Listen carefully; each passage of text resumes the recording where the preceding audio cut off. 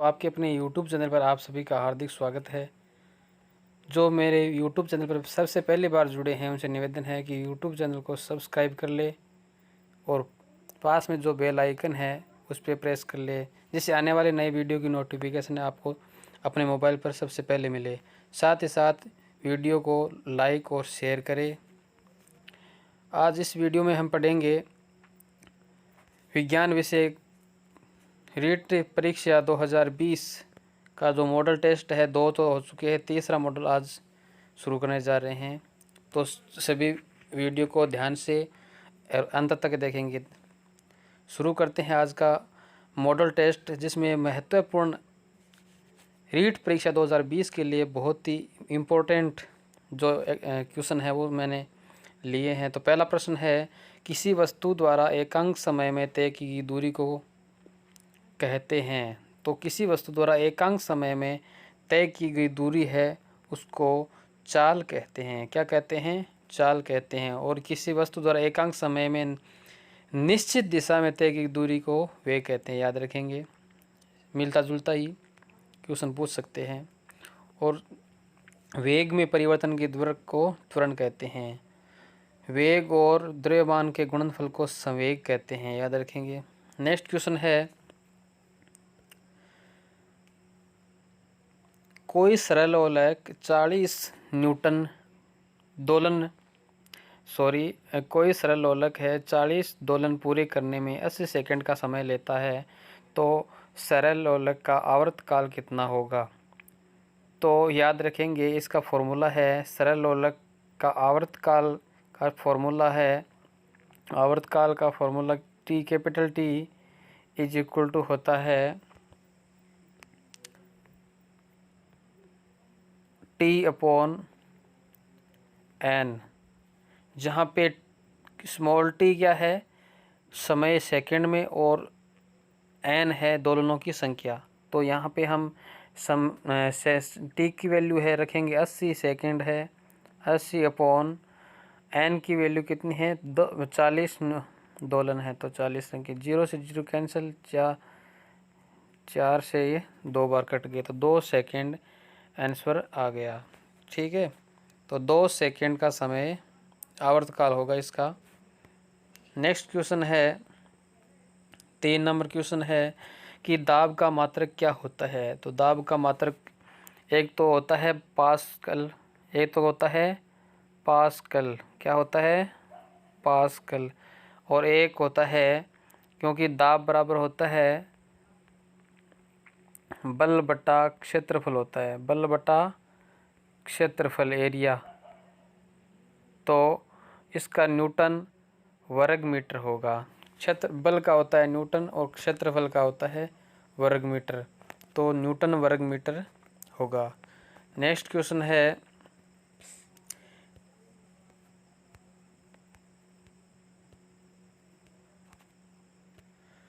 निम्न में से सत्य है, यानी जो बातें दी गई है इनमें सत्य कौन सी सत्य बात है? तो वायु सभी वस्तुओं पर दाब डालती है, ये बात तो सत्य है। ऊंचाई पर जाने पर वायु दाब घटता है, यह भी बात सही है। द्रव्य भी दाब डालता है, द्रव्य दाब डालता है, ये बात भी सही है। तो उपरोक्त सभी राइट होगी। नेक्स्ट क्वेश्चन है, इनपुट उपकरण है। इनपुट उपकरण कीबोर्ड इनपुट उपकरण है, माउस भी इनपुट है, और स्कैनर भी उपकरण, तो उपरोक्त सभी होगा। नेक्स्ट क्वेश्चन है,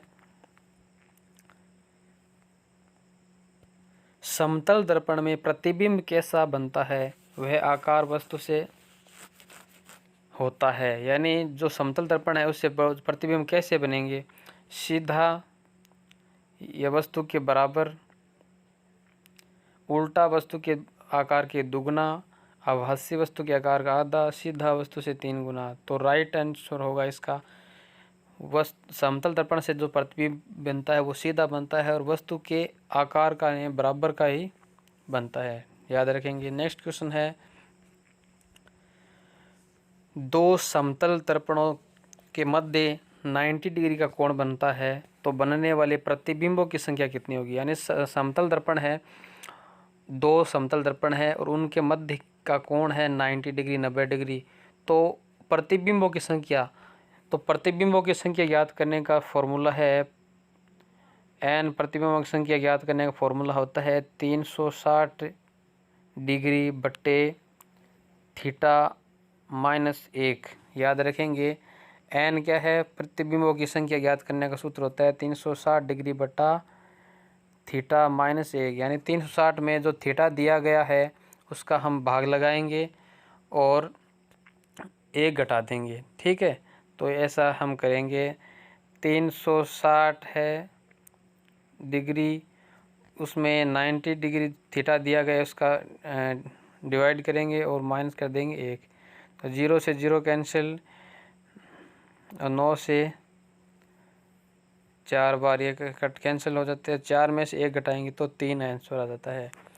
तो इसका प्रतिबिंबों की संख्या आ गई 3। ठीक है, इस प्रकार आप थीटा दिया गया हो तो प्रतिबिंबों की संख्या ज्ञात कर सकते हो। तारों का टिमटिमाते हुए प्रतीत होने का कारण क्या है? तारे क्यों टिमटिमाते हैं, इसका रीज़न क्या है? इसका रीज़न है अपवर्तन, अपवर्तन के कारण। नेक्स्ट क्वेश्चन है, समतल दर्पण के सामने रखी वस्तु का प्रतिबिंब बनता है। कोई भी समतल दर्पण होता है उसके सामने जो वस्तु रखी होती है उसका प्रतिबिंब कैसा बनता है? तो वस्तु से दर्पण के मध्य की जो दूरी होती है उतनी ही दूरी के बराबर दर्पण के अंदर उतनी ही दूरी पर प्रतिबिंब बनता है। तो ए राइट होगा, वस्तु से दर्पण के मध्य की दूरी के बराबर दूरी का। नेक्स्ट क्वेश्चन है, प्रयोगशाला तापमापी है, उन निम्नलिखित में से किस पदार्थ का उपयोग किया जाता है? प्रयोगशाला जो तापमापी होता है उसमें जो तापमापी उसमें किस पदार्थ का उपयोग किया जाता है? तो सोडियम, पारा, पिघला एल्युमिनियम, चमकीला पानी। तो पारा है जो मरकरी जिसको कहते हैं उसका उपयोग किया जाता है, याद रखेंगे। नेक्स्ट क्वेश्चन है, भारत के बर्डमैन के नाम से किसे जाना जाता है? भारत के जो पक्षियों के क्षेत्र पक्षियों के क्षेत्र में जो विस्तृत ख्याति प्राप्त की है और गहनता से अध्ययन किया, उस वैज्ञानिक का नाम है डॉक्टर सलीम अली। डॉक्टर सलीम अली को बर्डमैन के नाम से जाना जाता है। नेक्स्ट क्वेश्चन है, वनोन्मूलन का दुष्परिणाम है। वनोन्मूलन का दुष्परिणाम क्या होता है? मृदा अपरदन में वृद्धि, मृदा में कमी, वन्य जीव जंतु में वृद्धि, वर्षा में वृद्धि। तो इसका दुष्परिणाम पूछा है तो ये ही पहला ऑप्शन है जो राइट होगा। नेक्स्ट क्वेश्चन है, निम्नलिखित में से किसके नष्ट होने की अवधि अधिक है? यानी अधिक समय नष्ट होने में किस में लगेगा? केले के छिलके में, लकड़ी का टुकड़ा, प्लास्टिक की थैली, कागज़ की थैली। तो ऑप्शन है जो 3 है वो राइट होगा, प्लास्टिक की थैली। नेक्स्ट क्वेश्चन है, सममांगी मिश्रण का उदाहरण है। सममांगी मिश्रण और विषमांगी मिश्रण, मिश्रण 2 प्रकार के होते हैं, सममांगी और विषमांगी। सममांगी मिश्रण किसे कहते हैं? जिसमें अवयव है वो अलग अलग नहीं देखा जा सकता है, उसे सममांगी मिश्रण कहते हैं। कोई पदार्थों का मिश्रण होता है, यौगिकों का मिश्रण है, उसको हम अलग अलग नहीं देख पाते हैं, उसको बोलते हैं सममांगी मिश्रण।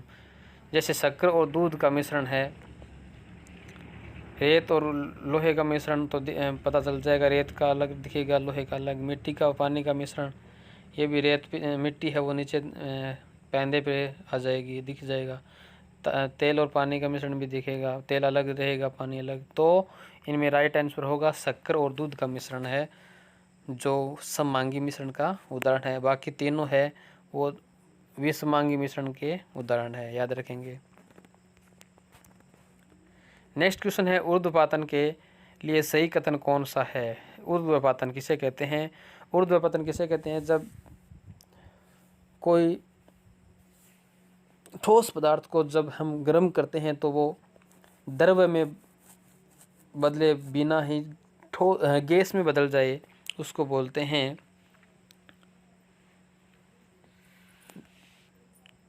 ऊर्ध्वपातन क्रिया, ठीक है। या जब गैस को हम ठंडा करते हैं तो वो द्रव्य में बदले बिना ही ठोस में परिवर्तित हो जाए, उस क्रिया को बोलते हैं ऊर्ध्वपातन की क्रिया, ठीक है। तो रेत व लोहे का मिश्रण ये तो नहीं होगा, नमक और नौशादर का मिश्रण है। नमक और नौशादर का मिश्रण को अलग करते हैं तो ऊर्ध्वपतन की क्रिया होती है, ठीक है। नेक्स्ट क्वेश्चन है, एक वस्तु का भार है दिया हुआ है 10 किलोग्राम और वह 25 किलोग्राम 25 किलोमीटर प्रति सेकंड होगा, किलोमीटर प्रति सेकंड के वेग से पूर्व की ओर गति कर रही है, तो बल ज्ञात कीजिए। तो हमें पता है बल का जो फॉर्मूला होता है एफ फादर बराबर मदर, मैंने बताया था एफ बराबर एम ए, ठीक है। तो एम की वैल्यू 10 किलोग्राम दी रखी है और ए त्वरण है, त्वरण होगा, ये वेग नहीं होगा। तो त्वरण दे रखा है 25 किलोमीटर प्रति सेकंड स्क्वायर, तो वेग होगा बल होगा 250 न्यूटन। तो 250 न्यूटन 3 नंबर ऑप्शन है वो राइट होगा। यहाँ मिस्टेक से हुआ है, वेग नहीं होगा, त्वरण होगा यहाँ पे।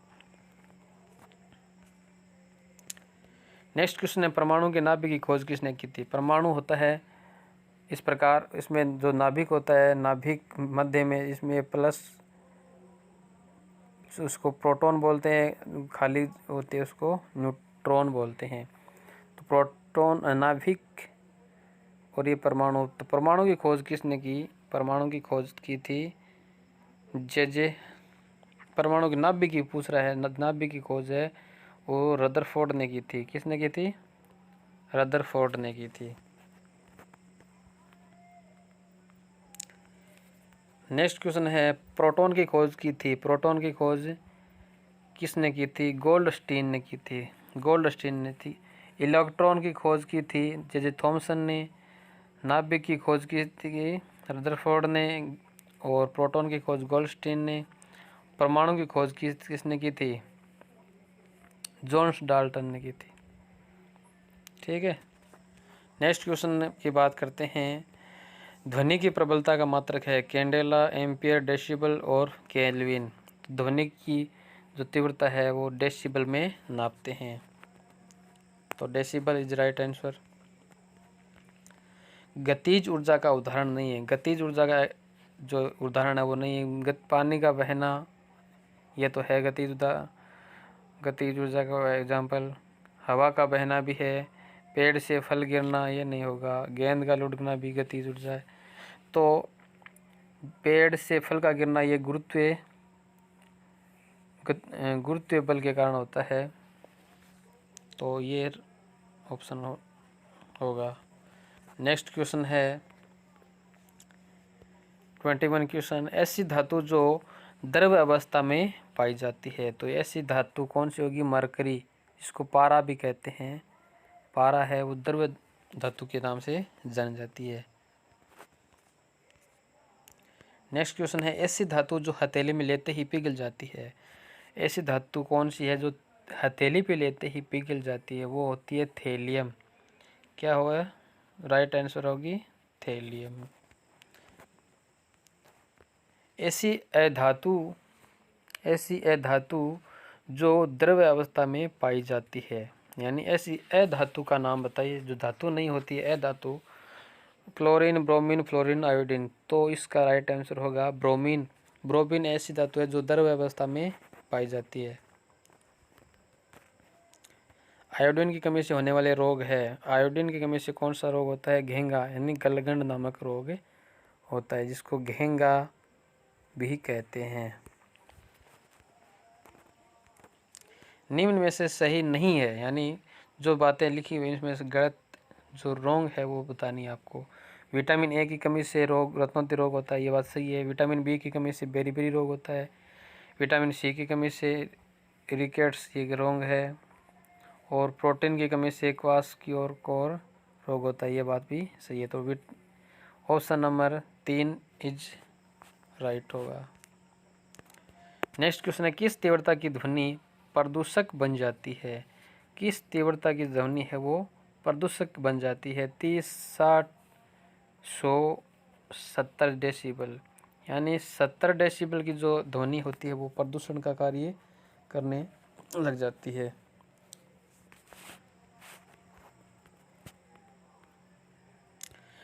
रेडियोएक्टिव विकिरण के आनुवांशिक प्रभाव का उदाहरण है। रेडियो एक्टिव जो विकिरणें होती हैं उसके आनुवांशिक प्रभाव का उदाहरण कौन सा होगा? जल और वायु नहीं होगा। विकलांग संतान, ये सही बात है। श्वेत अरक्ता भी नहीं होगा, वैसे ये भी नहीं होगा। तो राइट आंसर होगा विकलांग संतान पैदा होती है रेडियो एक्टिव के कारण, विकिरणों के कारण। ग्रीन हाउस इफेक्ट है। ग्रीन हाउस प्रभाव किसे कहते हैं? CO2 यानी कार्बन डाइऑक्साइड गैस के अधिक्य से वायुमंडल का गर्म हो जाना, ये बात सही है। ग्रीन हाउस प्रभाव इसे भी कहते हैं। ये भी रॉन्ग है, ये भी रॉन्ग, ये भी। 29 क्वेश्चन। सबसे अच्छी विधि वह होती है जिसमें अधिक सहायक सामग्री हो, बहुत सी क्रियाएं हो, बहुत से प्रश्न हो, विद्यार्थी पर आधारित क्रिया अधिक हो। ये बात राइट आंसर होगा। ये बात एकदम बिल्कुल राइट है। ये सबसे अच्छी विधि है, विद्यार्थी पर आधारित क्रिया अधिक होनी चाहिए। Last and next question. शैक्षिक नवाचार के अंतर्गत पर्यावरण शिक्षण की विधि है। दलीय शिक्षण विधि, सूक्ष्म शिक्षण विधि, भूमिका निर्वाह विधि, उपर्युक्त सभी राइट आंसर होगा। शैक्षिक नवाचार के अंतर्गत पर्यावरण शिक्षण की विधियां हैं।